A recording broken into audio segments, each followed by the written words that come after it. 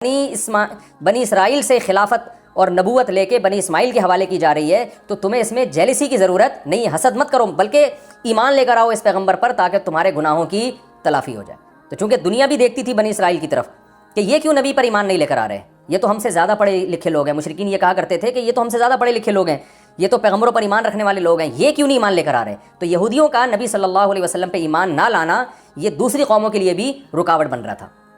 تو اللہ نے اس لیے الگ سے ہی بنی اسرائیل کو خطاب کیا کہ تم کیوں ایمان نہیں لے کر آتے، جبکہ تمہاری کتابوں میں بھی اس نبی صلی اللہ علیہ وسلم کا نبی کا تذکرہ ملتا ہے۔ اور یہ یہودی جو یہاں کے آباد ہوئے تھے نا، یہودیوں کا اصل وطن تو شام تھا، مدینہ میں قافلہ گزر رہا تھا تو انہوں نے کھجور کے درخت دیکھے، تو وہ قافلہ وہیں اسی نیت سے ٹھہر گیا تھا کہ ہمیں جو آخری نبی کی علامتیں ملتی ہیں، اس کی علامتوں کی جو سرزمین ہے نا، یہاں وہ علامتیں ہمیں نظر آتا ہے کہ آخری نبی یہاں ظاہر ہوں گے۔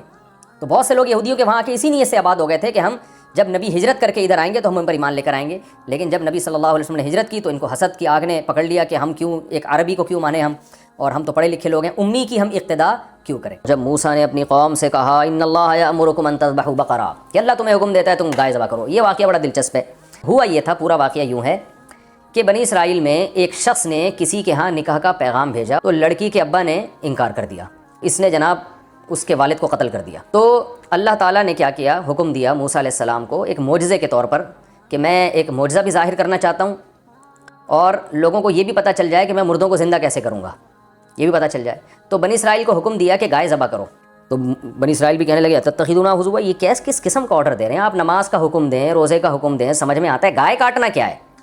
تو اتتخذونہ ہزوا، کیا آپ ہمارے ساتھ مذاق کر رہے ہیں۔ حضرت موسیٰ کو غضب آیا کہ میری قوم کیسے بات کر رہی ہے مجھ سے۔ قال موسیٰ علیہ السلام نے فرمایا اعوذ باللہ ان اکون من الجاہلین۔ قرآن مجید میں بنی اسرائیل سے بہت زیادہ خطاب ہے، تو اس کے لیے بنی اسرائیل کا پس منظر سمجھنا بہت ضروری ہے، اس سے بہت ساری قرآن کی آیتیں جب تک آپ وہ نہیں سمجھیں گے تو آپ کو وہ قرآن کی آیتیں سمجھ میں نہیں آئیں گی۔ بنی اسرائیل سے قرآن کیوں خطاب کرتا ہے؟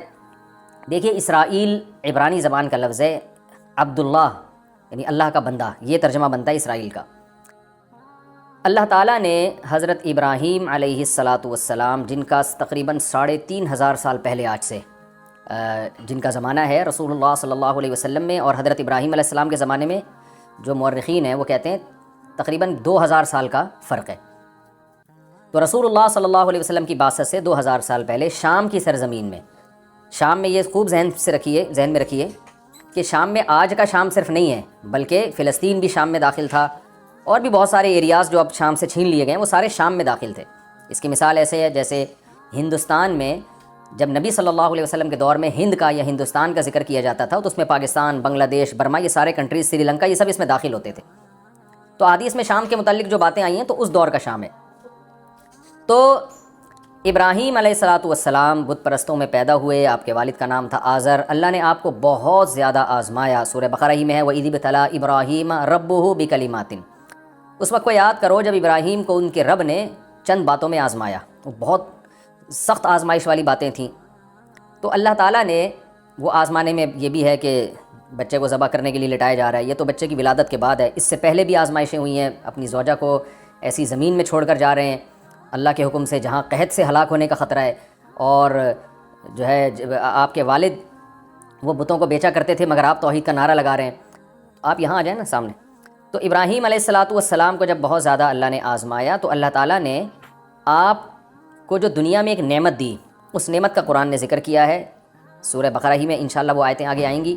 قال انی جاعلک للناس اماما، اے ابراہیم میں آپ کو لوگوں کے لیے امام بنا رہا ہوں، اور امام بنانے کی صورت کیا ہوگی؟ آپ کی اولاد میں نبوت جاری ہوگی، آپ کو اولاد بھی ملے گی اور اس میں پیغمبر بھی آئیں گے۔ تو ابراہیم علیہ السلام کو جب اللہ نے نعمتیں دیں تو 2 بیٹے دیے اس میں، ایک کا نام تھا اسحاق اور ایک کا نام تھا اسماعیل۔ یاد رکھیں یہ لیکچر آپ نے بہت غور سے سننا ہے، اس کو ذہن میں بٹھانا ہے، کیونکہ پیغمبروں کا سلسلہ سارا